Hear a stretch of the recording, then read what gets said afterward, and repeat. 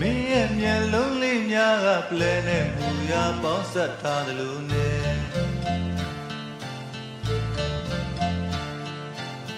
ကောညွတ်သွဲနှခမ်းလေးများကသိလာအောင်ဗဒများသွေးလိမ်ငါချဲ